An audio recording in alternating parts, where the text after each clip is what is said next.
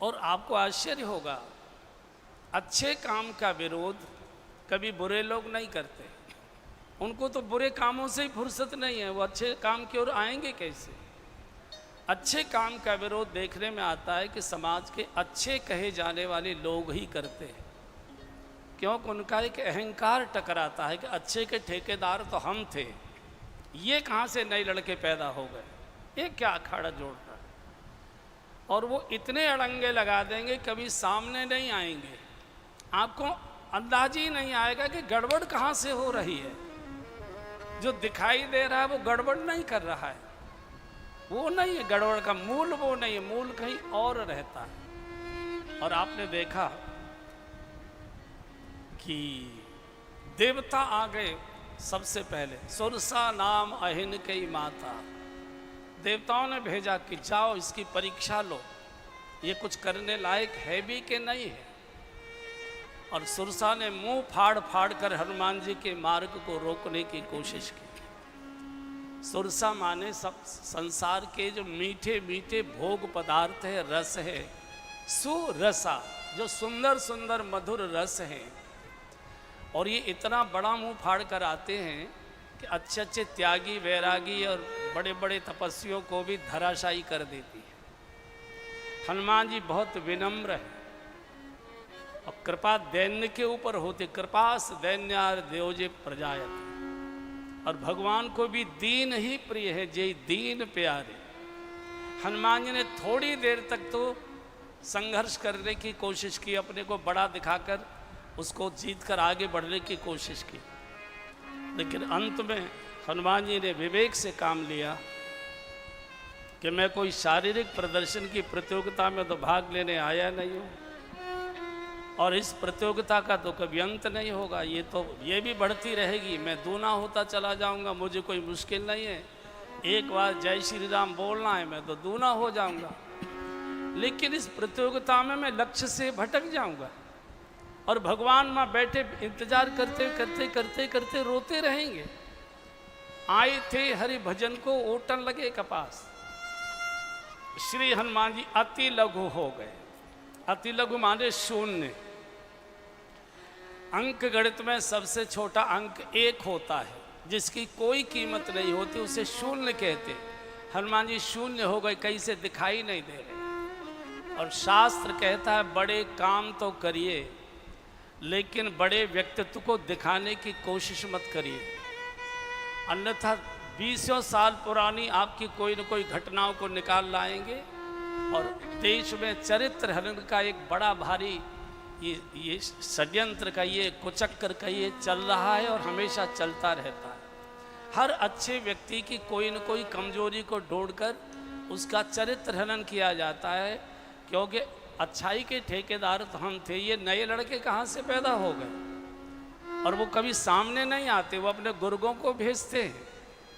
हनुमान जी ने तुरंत बहुत छोटा अति लघु रूप पवन सुत लीना, अति लघु रूप पवन सुत लीना। अति लघु, बिल्कुल न दिखाई दे।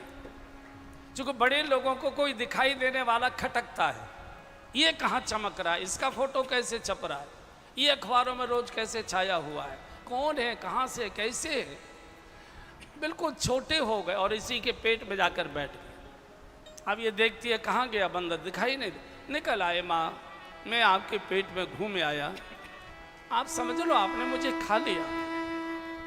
सुरसा ने आशीर्वाद दिया, जाओ राम काज सब करियहूँ, और तुम बल बुद्धि निधान, आशीष दे गई सो, हर्षि चले हनुमान। जो विरोध करने आई थी विनम्रता के सामने, वो भी झुक गई, आशीर्वाद देने लगी, जाइए आशीर्वाद। एक और बाधा आ गई समुद्र के बीच में। एक सेहिका नाम की राक्षसी थी, ये समुद्र में छुप कर रहती थी। खाती क्या थी? जो आकाश में उड़ते हुए पक्षी उनकी जो छाया सागर पर पड़ती थी उसकी छाया पकड़कर खाती थी। सागर में इतने जलचर हैं, मछली है, व्हेल है, मगर है, नाके हैं, अनेक प्रकार के जलचर हैं, ये उनको नहीं खाती। आकाश में जो ऊपर उड़ता हुआ दिखाई देता है उसको भी नहीं पकड़ पाते, तो उसकी जो छाया होती है उस पर तंत्र प्रयोग करी, तो बहुत बड़ी तांत्रिक थी है, उसको नीचे गिराती। गोस्वामी जी ने इसको ईर्ष्या कहा है, और ईर्ष्या अगल बगल वालों को नहीं खाती, ईर्ष्या अपने से जो ऊपर उड़ते हैं उनको गिरा कर खाती है, और उनको तो गिराने की सामर्थ्य नहीं, तो उनकी छाया पकड़कर कोई, हर व्यक्ति में कोई न कोई दोष दुर्गुण होता है। और आप देखेंगे कि आज इस देश के अंदर चरित्र हनन का कितना बड़ा षड्यंत्र चल रहा है। बड़े से बड़े व्यक्ति का कहाँ से कुछ निकाल लाएंगे, 50 वर्ष पुरानी कोई न कोई उसकी चीज़ें होंगी, उसको ले आएंगे, किसी न किसी प्रकार इसका चरित्र हनन होना चाहिए। ये कैसे खड़ा हुआ है, इसकी जय जयकार कैसे हो रही है, ये आगे कैसे बढ़ रहा है। और ईर्ष्या पेट में रहती है। सागर कितना बड़ा है, अथाह सागर है 400 कोस का, इतने बड़े बड़े जलचर हैं, उनको नहीं खा रही, जो ऊपर उड़ रहा है उसे गिरा कर खा रहे। और ईर्ष्यालु अड़ोस पड़ोस को नहीं खाता, ईर्ष्यालु अपने से जो ऊंचा उड़ता दिखाई देता है उसको भी नहीं गिरा सकता, तो उसका कोई पुराना कोई न कोई दोष दुर्गुण होगा, उसका को प्रचार करके चरित्र हनन करके उसको गिराने की कोशिश की जाती है। और बहुत बड़े बड़े लोगों में ईर्ष्या होती है, जो दूसरे को देखकर जलने लगे उसको ईर्ष्या कहते हैं। हमारे वृंदावन के वयोवृद्ध एक संत थे, बड़े अच्छी कथा कहते थे, अब तो खैर वो नहीं रहे। बुजुर्ग लोग थोड़े कोई चुटकुला सुनाते हैं तो अच्छे लगते हैं, एक तो वैसे ही पोपले से होते हैं और उनके मुख से अच्छा भी लगता है। तो अब ईर्ष्या का उदाहरण देते थे कि दो पड़ोसी थे, एक रईस परिवार था, उसके बगल में एक गरीब परिवार था। अब गरीब परिवार की महिला, इसके बच्चे भी कई थे, गरीबी बहुत थी, गुजारे का साधन नहीं था, तो इनके घर में जाकर कुछ काम कर आए, कुछ उनके कपड़े धोए आए, कुछ जो भी घर की सेवा होती थी। और फिर वो परिवार जो था इसको बचा हुआ भोजन ये वो सब इनके बच्चों को काम आ जाता था। अपने बच्चों के उतरे हुए कपड़े इनको दे देती थी, ये अपने बच्चों को पहनाकर और रखती रखाती थी। अब ये जो रईस के बच्चे थे तो रईसी में बिगड़ गए, और ये जो गरीब महिला ने मजदूरी कर करके और ऐसे सेवा करके अपने बच्चों को पढ़ा दिया, बच्चे पढ़ लिख गए, अच्छे अधिकारी हो गए, तो अच्छी तनख्वाहें मिलने लगी। और ये जो रईस ज़्यादा के थे इन्होंने तो सब जुआ में, मदिरा में, क्लब में, किट्टी में, इसमें भट्ट कर दिया, बड़े मुश्किल हो गई। तो अब ये तो इनकी तो स्थिति बदलने लगी, पुराना मकान टूटकर 3 मंजिल का नया बन गया, गाड़ी आ गई, और ये जो बर्तन मल के बुहारी लगाकर सेवा करके पेट पालती थी, बच्चों को पालती थी, ये बढ़िया कोटा की साड़ी पहनने लगी, बढ़िया छम छम जेवर पहनने लगी। तो जो पुराना रईस परिवार था उसकी महिला बड़ी जलती थी, बोली मेरे टुकड़ों पर पली है और देखो मुझे ही छम छम करके दिखाती है। तो पति से कहा कि जी ऐसा करो, कुछ भी करो, इसका सत्यानाश कराओ, कोई भी यंत्र तंत्र मंत्र कहीं भी जाओ, हड़िया वगैरह कुछ भी चलाओ, लेकिन इसका सत्यानाश करो। अब पति तो बेचारे बड़े सीधे साधे होते ही हैं, उन्होंने कहा देवी इसमें क्या जाता है, कल तक हमारे यहाँ था, आज इनके यहाँ जान। बोले नहीं, मेरे साथ रहना है, मेरी बात माननी पड़ेगी। बड़ी मुश्किल, अब क्या करे, घर में बड़ी कलह हो, क्या करूं बताओ। बोले किसी यंत्र तंत्र मंत्र वाले के पास जाओ, कुछ भी करवाओ, इसका सत्यानाश करो। चला बेचारा, आदमी तो सीधा होता ही है, पति तो सीधा ही होता है। तो कथा तो माता ही सुनती है, पति को तो पकड़ लाती है, ले झोला कौन उठाएगा, चल। तो बड़ा मुश्किल होता है, और पति सब जगह के एक से होते हैं। गया, एक स्वामी जी मिल गए, बोले महाराज बड़े संकट में हैं। बोलो बोलो बोलो। बोले मेरा तो संकट नहीं, मेरी घरवाली ने बहुत मेरा संकट खड़ा कर दिया है, कोई ऐसा देवता बताओ जो जल्दी से प्रसन्न हो जाए। अरे भगवान भोलेनाथ ने वो तो कोई चीज़ उनको चाहिए नहीं। धतूरा चढ़ा दो उससे प्रसन्न, केवल जल चढ़ा दीजिए उससे प्रसन्न, बेलपत्र चढ़ा दीजिए उससे प्रसन्न, सामान्य कुएं का जल चढ़ा दीजिए उससे प्रसन्न। वो तो बड़े सीधे सरल भगवान है। तो इसने शंकर जी को जल चढ़ाना शुरू किया। ओम नमः शिवाय, ओम नमः शिवाय बेलपत्र से पूजन करने लग गया। शंकर जी प्रकट हो गए। शंकर का देख भाई, वैसे तो तू इस लायक नहीं है कि तेरे लिए मैं प्रकट होता, लेकिन एक साधु ने कहा है तो उसकी मर्यादा शब्दों की रखने के लिए मुझे प्रकट होना पड़ा। बोल तुझे क्या वरदान चाहिए? इसने कहा मुझे 2 वरदान चाहिए। शंकर जी ने कहा 2 नहीं 4 मांग ले, लेकिन मेरी शर्त है कि जितना तुझे दूंगा उससे दूना तेरे पड़ोसी को दूंगा। अरे महाराज, पड़ोसी के लिए तो मैं आया ही था, पड़ोसी दूना हो जाएगा, बोलो तेरा क्या जा रहा है, देना तो मुझे। अरे तो बड़ा मुश्किल है। तो अच्छा 2 मिनट रुक जाइए, मैं जरा घर वाली से पूछता हूँ, ललितपुर की है, बहुत होशियार है। तो आया, ए मुन्नू की मम्मी, मुन्नू क्या हुआ जी, क्या कोई देवता मिले कि नहीं? अरे मिले तो सही शंकर जी में, फिर क्या मांगा? अरे बड़ा मुश्किल हो गया। तो वो उन्होंने कहा कि जितना तुझे दूंगा उससे दूना तेरे पड़ोसी को दूंगा। अब मेरी समझ में नहीं यार, अरे गाड़ी मांग लेते तो पड़ोसी के तो 2 आ जाती, कोठी मांग लेते पड़ोसी के तो 2 खड़ी हो जाते, बड़ा मुश्किल। बोले ठीक से समझदारी से मांगू क्या? फिर बेचारा दोबारा चला गया। शंकर जी का देख भाई, मांगना है मांग ले, अब मैं ज़्यादा देर रुकूंगा नहीं। तो बोले, इसने कहा कि ये सत्य है कि आप मुझसे दूना मेरे पड़ोसी को कर दोगे? बोले हाँ निश्चित। बोले निश्चित। अरे यार हम शिव है, हम सत्य बोलते हैं, मांग तुझे क्या चाहिए? इसने कहा फिर तो मुझे 2 वरदान चाहिए। बोले मांग।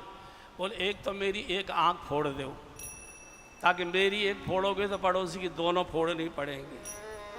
और दूसरा बोले पानी की बड़ी समस्या, दरवाजे के बाहर एक कुआं खुदवा दो, तो पड़ोसी के द्वार के बाहर 2 कुएं खुदवाएंगे। ये है ईर्ष्या।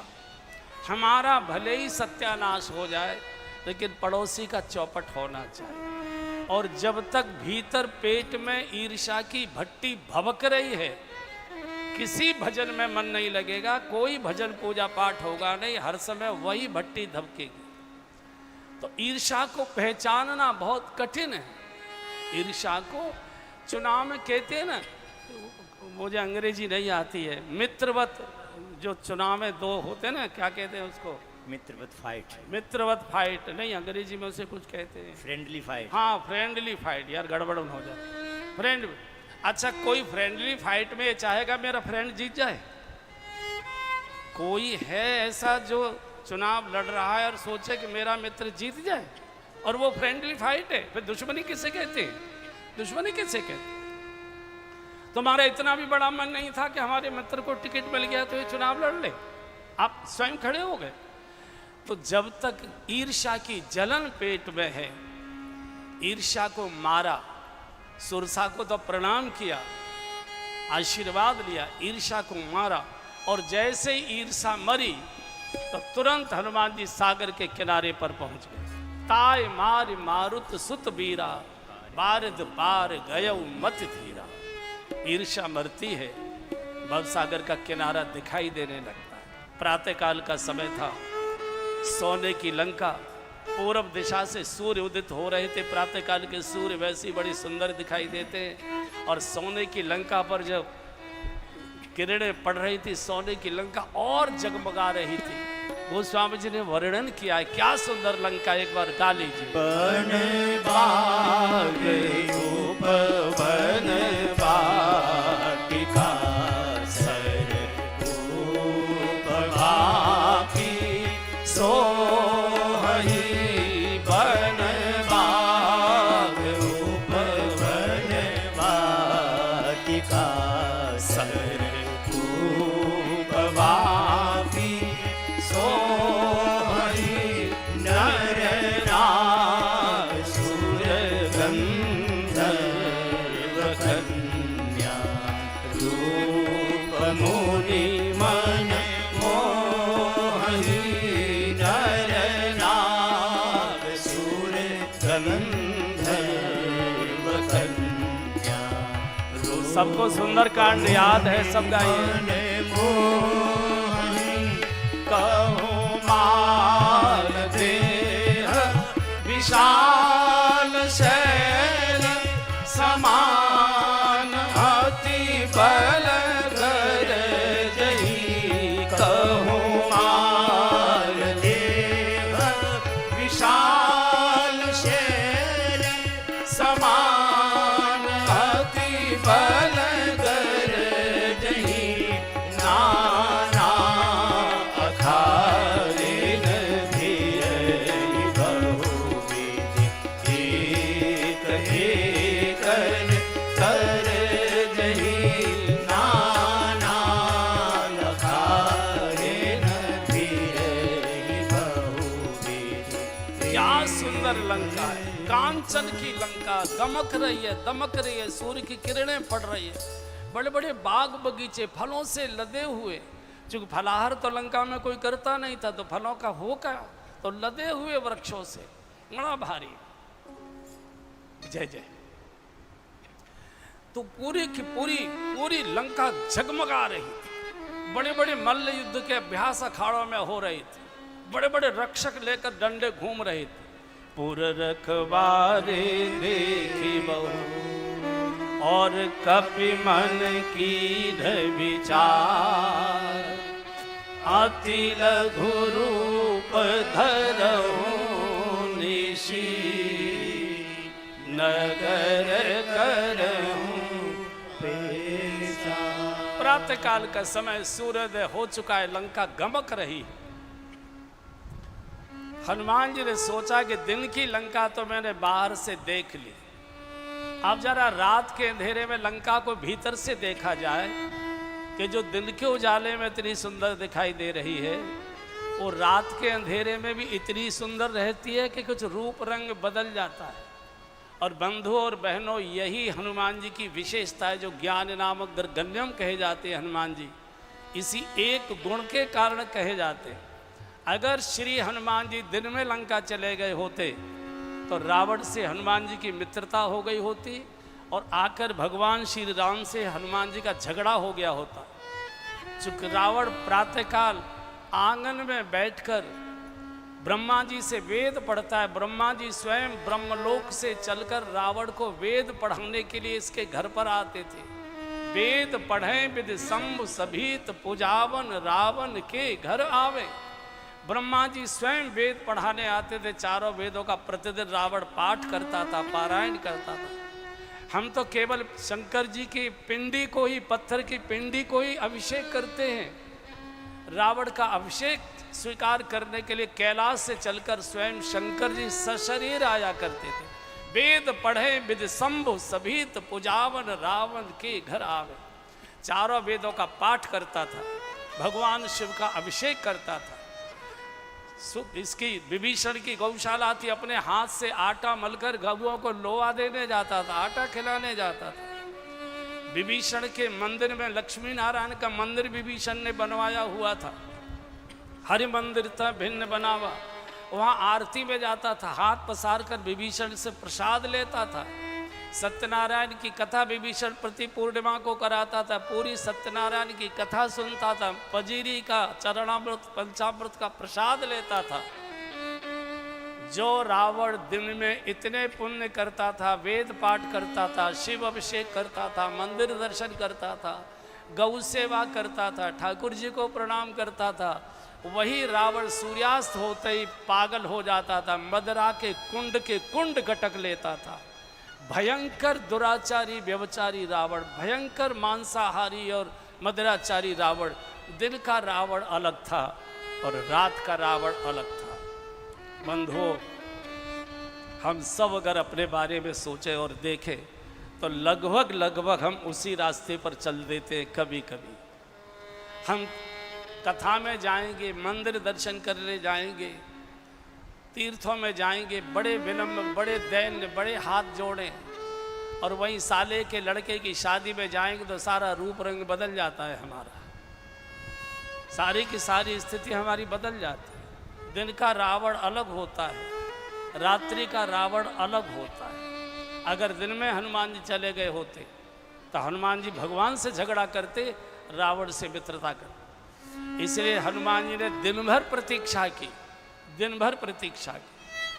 और जैसे ही रात हुई, अति लघु रूप धरौ निश, अति लघु मसक समान रूप कपि धरि, मसक समान रूप कपि धरि, लंकहि चले सुमिरि नर हरि, लंकहि चले सुमिरि नर हरि, नाम लंकिनी एक निशिचरी, नाम लंक। सब गाइए, ये सुंदर कांड है।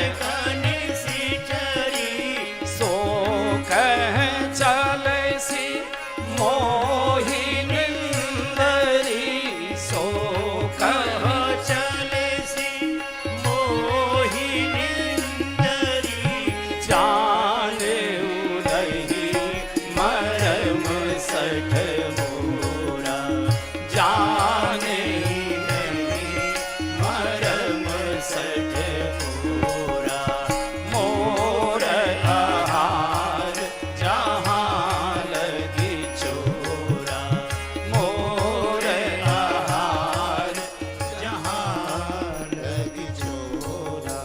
ये बहुत छोटा मशक समान, मच्छर नहीं बने थे, छोटे बनकर।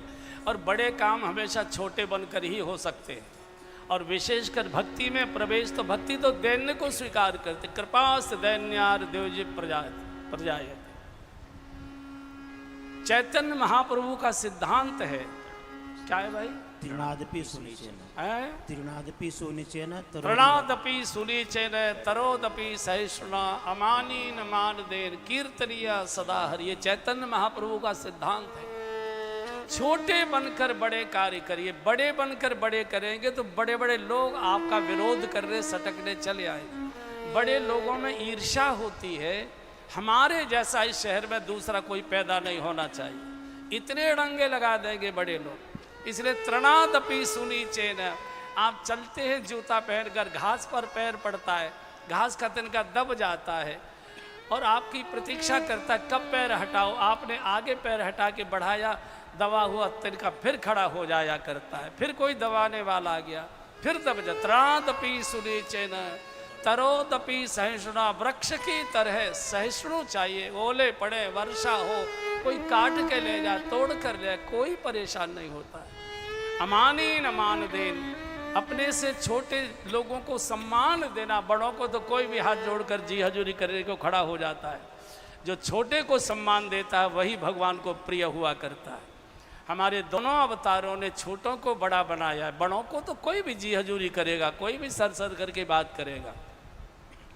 जो छोटे को बड़ा करे, भगवान श्री कृष्ण ने ग्वाल वालों को अपनी पीठ पर बिठाया और भगवान श्री राम ने तो प्रभु तरुतर कपिडार पर। और आप जानते हैं बंदर कितना चंचल होता है, एक जगह बंदर बैठता नहीं, इस डाली से इस डाली पर, इस डाली से इस डाली पर, और ऊपर से ही शू कर देता है, जो कुछ करना है ऊपर से ही कर देता है। भगवान नीचे बैठे, कई बार इतनी लंबी पूंछ थी कि भगवान के ऊपर आ जाती थी पूंछ। तो लक्ष्मण जी ने कहा प्रभु आपने मूर्ख बंदरों को खोपड़ी पर बिठा रखा है, इनको अकल नहीं है, आप बैठे और ये इधर से उधर उछल कूद कर रहे हैं। बोले कोई बात नहीं, बच्चे उछल कूद करते ही अच्छे लगते हैं। बूढ़े जो हैं, बूढ़े ये चुपचाप बैठे हुए अच्छे लगते हैं, बीमार सोता हुआ अच्छा लगता है, जवान दौड़ भाग करता हुआ अच्छा लगता है, बच्चे खेलते हुए अच्छे लगते हैं। ये सबका अलग अलग एक स्वभाव होता है। तो लक्ष्मण ने कहा इनको इतना तो समझाओ कि आप बैठे हैं और ये पूंछ ऊपर से आपके ऊपर घुमा रहे हैं। बोले भैया इन्होंने तुम्हारा प्रवचन सुना हुआ है, ये पूंछ नहीं डाल रहे। तो बोले अपनी ममता मेरे ऊपर समर्पित कर रहे हैं। कपि के ममता पूछ पर, ये अब सबके ममता ताग बटोरी, मम पद मनय बांध बरडोरी। भाई लोग बोल रहे हैं तो ये तो अपनी सारी ममता मेरे ऊपर समर्पित कर रहे हैं। तो भगवान तो बड़े सर, तो श्री हनुमान जी ने देख लिया कि दिन के उजाले की लंका तो देख ली कैसी थी, अब रात बिल्कुल मशक समान, बिल्कुल छोटे, लेकिन जो पहरेदार होता है उसकी दृष्टि बहुत तीखी और तेज होती है। आपने ब्लैक कैट कमांडो को देखा होगा। ब्लैक कैट कमांडो हमने ललितपुर में देखे, कहाँ देखे होते हैं ना कपड़े, काले कपड़े पुलिस वाले जो होते, तो लोग तो कोई माला पहना रहा है, बड़े वीआईपी को कोई कुछ कर रहा है, वो कुछ कर रहा है, वो कमांडोज ये नहीं देखते कौन माला, कौन कैसा फूल लाया है, कौन कितनी मोटी पतली माला लाया, वो ऐसे ऐसे देखते रहे कि किधर से गड़बड़ आ रही है।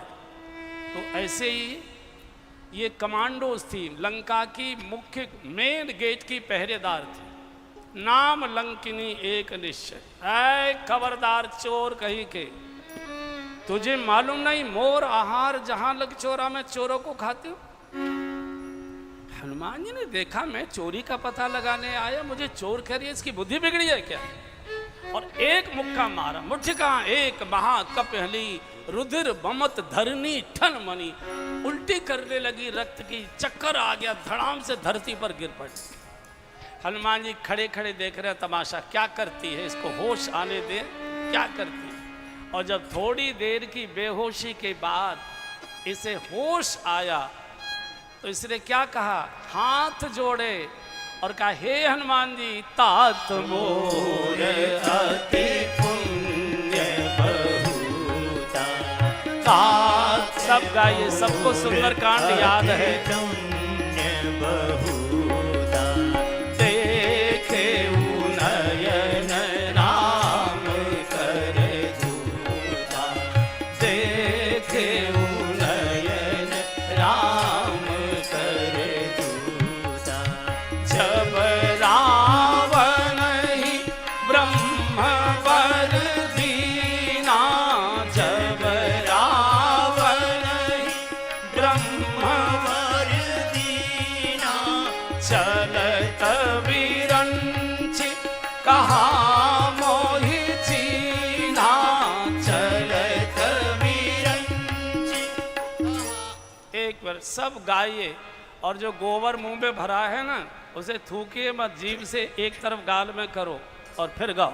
जब रावण ही ब्रह्म वर दीना, जब रावण ही ब्रह्म वर दीना, चलत विरंच कहा मोहि चीना, चलत विरंच कहा मोहि चीना, विकल हो सीते कपि के भारे, विकल हो सीते कपि के भारे, आदि तव जाने सुदेशी चर संहारे, तव जाने सुदेशी चर संहारे। धरती पर चक्कर खाकर मूर्छित होकर गिर पड़ी।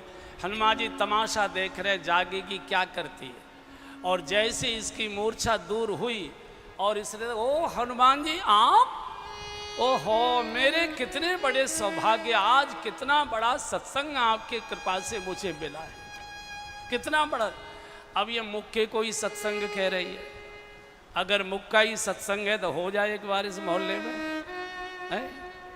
सत्संग किसे कहते? सत्संग उस क्रिया को कहते हैं जिस क्रिया से हमारा संसार में डूबा हुआ मन भगवान के भजन की ओर चला जाए, भोग में डूबा हुआ मन भक्ति की ओर चला जाए, अशुभ में डूबा हुआ मन शुभ कार्यों की ओर चला जाए, उस क्रिया को ही सत्संग कहते हैं। अगर किसी साधु महात्मा के प्रवचन से मन हमारा शुभ की ओर जाता है तो कथा प्रवचन सत्संग है, और किसी महापुरुष की डांट और फटकार से मन शुभ की ओर जाता है तो डांट फटकार भी सत्संग है। कुल मिलाकर घटना क्या हुई है महत्व की बात नहीं, घटना हमको लेकर कहाँ गई है महत्व की बात। हाथ जोड़कर घुटने टेक कर प्रणाम कर रहे हैं, ये तीसरी बात है। शास्त्र कहता है भेद बुद्धि थी, इसका बुद्धि का भेद था। क्या भेद था? ये कहती है मैं सिद्धांतवादी हूँ, मैं चोरों को खाती हूँ। हनुमान जी ने कहा कि अगर तू सिद्धांतवादी है और चोरों को ही खाती है तो दुनिया का सबसे बड़ा चोर रावण, जो मेरी माँ को चोरा कर ले आया, उसकी तो तू रखवाली कर रही है।